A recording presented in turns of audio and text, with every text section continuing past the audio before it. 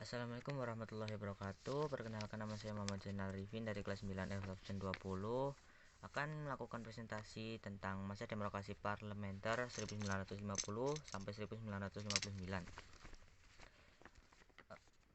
Masa demokrasi parlementer atau MPD adalah masa ketika pemerintah Indonesia menggunakan UUD 1950 atau Undang-Undang Sementara sebagai undang-undang yang berlangsung dari 17 Agustus 1950 sampai 6 Juli 1959.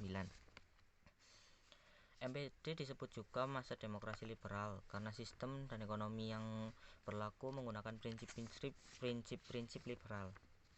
Sistem kabinet yang digunakan ada dua kabinet dan kabinet yang para menterinya dipilih dari tokoh yang ahli di bidangnya tanpa mempertimbangkan latar belakang partainya. Ciri-ciri MPD ada 4, yaitu UUD dipakai UUD sementara 1950, B. Presiden sebagai kepala negara, 3. Perdana Menteri sebagai kepala pemerintah, dan 4. Kabinet bertanggung jawab pada parlemen. Sistem pemerintahan yang berlaku adalah sistem parlementer. Presiden hanya sebagai lambang pemersatu saja. Kepala pemerintah adalah Perdana Menteri dan yang berkuasa adalah parlemen. Jika satu menteri kabinet salah, maka kabinet jatuh dan diganti baru. Selama 9 tahun telah terjadi 7 kali penggantian kabinet, yaitu 1. Kabinet Natsir September 1950 sampai Maret 1951. 2. Kabinet Sukiman April 1951 sampai Februari 1952. 3. Kabinet Wilopo April 1951 sampai Februari 1952. 3.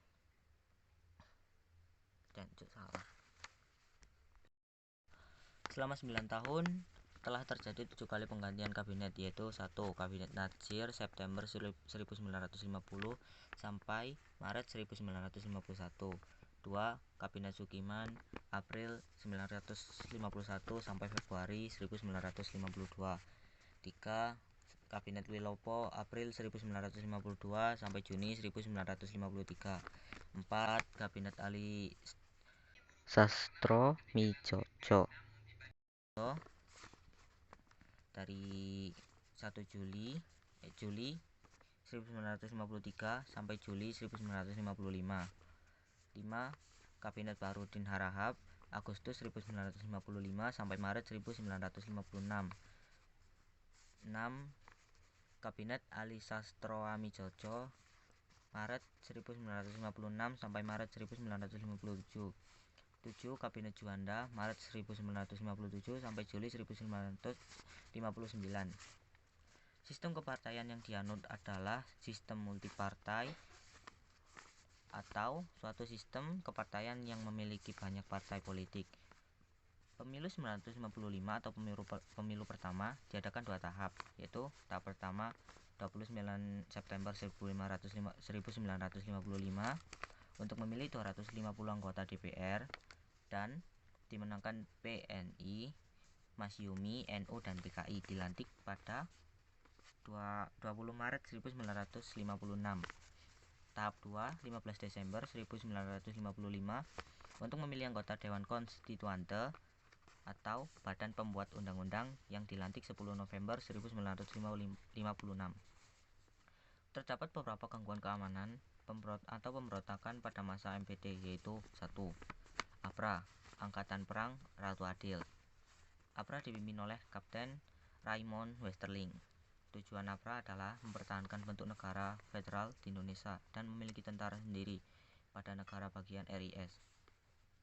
Tanggal 23 Januari 1950, APRA menyerang Bandung dan membunuh anggota TNI.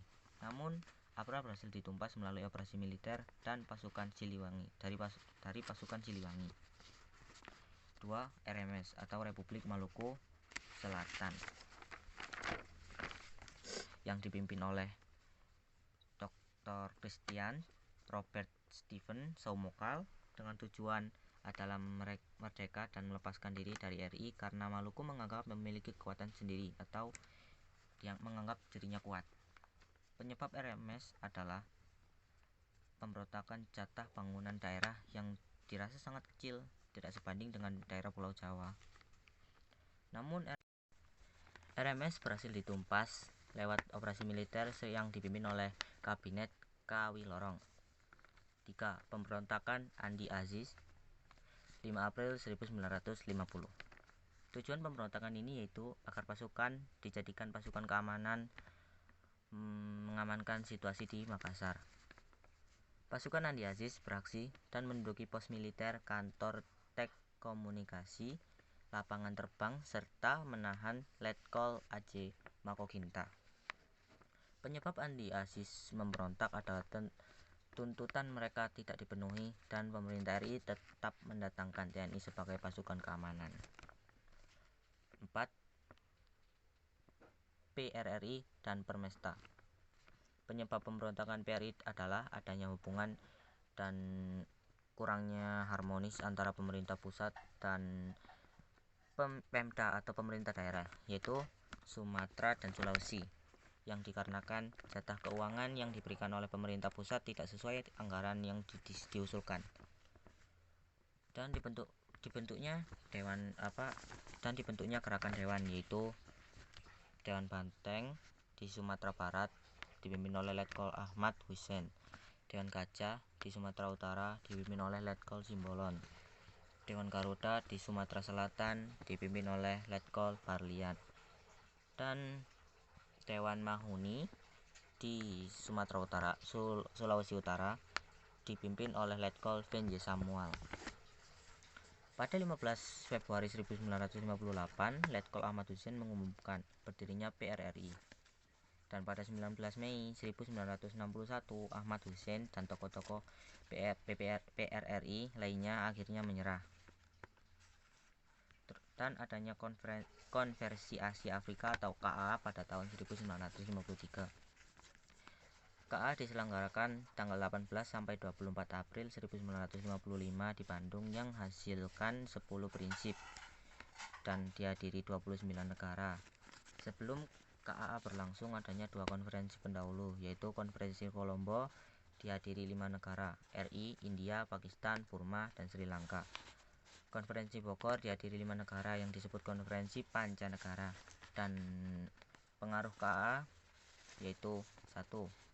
RI dapat dukungan untuk merebut lagi Irian Barat di tangan Belanda, dan ini menjadi awal lahirnya gerakan non-blok atau GNB di Asia dan Asia Afrika yang terjajah banyak yang merdeka. Deklarasi Juanda.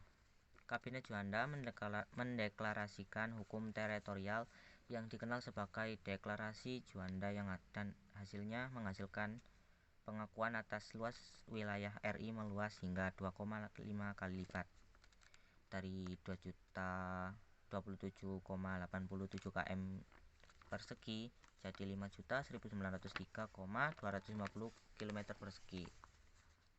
Penetapan deklarasi dilakukan dalam Konferensi Hukum Laut 3 PBB tahun 1982. Perkembangan ekonomi pada masa demokrasi parlementer. Ekonomi RI kacau, baik jangka pendek ataupun jangka panjang. Upaya yang dilakukan yaitu A. Gunting Syarafuddin, Menteri Keuangan, mengambil kebijakan memotong semua uang yang bernilai 2,50 ke atas hingga nilainya tinggal setengah. Dan sistem ekonomi gerakan Banteng merubah ekonomi dan kolonial menjadi nasional. Gerakan dimulai pada April 1950 dan hasilnya 3 tahun. Dalam 3 tahun 1950 sampai 1953 kurang lebih segitu 700 perusahaan Indonesia dapat bantuan kredit. Dan tujuannya tumbuhkan kelas pengusahaan kalangan Indonesia. Penguasa Indonesia yang bermodal lemah dibimbing dan diberi bantuan kredit. Dan pengusaha pribumi diharapkan secara bertahap akan berkembang jadi maju. 3.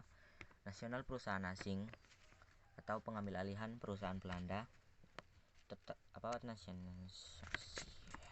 Nasionalisasi terbagi menjadi 2 tahap, yaitu tahap 1 pengambil alihan pengambil alihan atau penyitaan dan penguasaan. Tahap 2, pengambil alihan kebijaksanaan pasti, yaitu perusahaan yang diambil alih lalu dinasionalisasikan. 4. Financial Economy atau FINEC. Pada 17 Januari, Kabinet Bahroudin Harahap mengirim delegasi ke Belanda untuk merundingkan masalah FINEC. Pada 13 Februari 1956, Indonesia bubarkan Uni Indonesia sampai Belanda dan laksanakan rancangan FINEC. Dampak pengusaha menjual perusahaan. Rencana Pembangunan 5 tahun atau RPLT. Kabinet Ahli Sastroamidjojo II menyusun RPLT yang rancangannya seakan antara tahun 1956 sampai 1951. What the fuck, man? 40. Rencana Pembangunan 5 tahun atau RPLT. Kabinet Ahli Sastroamidjojo II menyusun RPLT yang rencananya seakan antara tahun 1946 sampai 1951.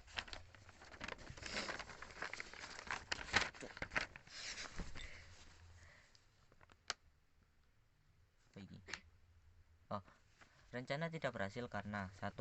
Depresi ekonomi di AS dan EB pada akhir tahun 1957 dan awal 1958 akibatkan ekspor dan pendapatan negara merosot. 2. Perjuangan pembebasan Irian Barat dengan lakukan nasionalisasi perusahaan-perusahaan Belanda di Indonesia timbulkan gejolak ekonomi. 3. Adanya ketegangan antara pusat dan daerah hingga banyak daerah yang melaksanakan kebijakan masing-masing. Kehidupan masyarakat Indonesia pada masa demokrasi parlemen, yaitu kehidupan sosial masyarakat banyak dipengaruhi gejolak politik dan masalah ekonomi yang akhirnya angkatkan kemiskinan dan pengangguran. Di bidang pendidikan, 1950 diadakan pengalihan masalah pendidikan dari pemerintah Belanda ke pertahanan RIS. Ketika di kesenian, munculnya organisasi seni lukis seperti PI, GPI, dan ASRI.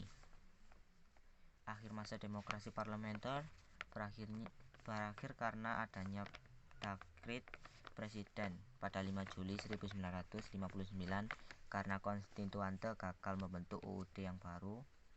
Isi dekret presiden yaitu: 1. Konstituante dibubarkan. 2. UUD 1950 tidak berlaku dan UUD 1945 berlaku kembali. 4. Akan dibentuknya MPRS atau DPAS. Sekian dari saya, Muhammad Zainal Arifin. Assalamualaikum warahmatullahi wabarakatuh.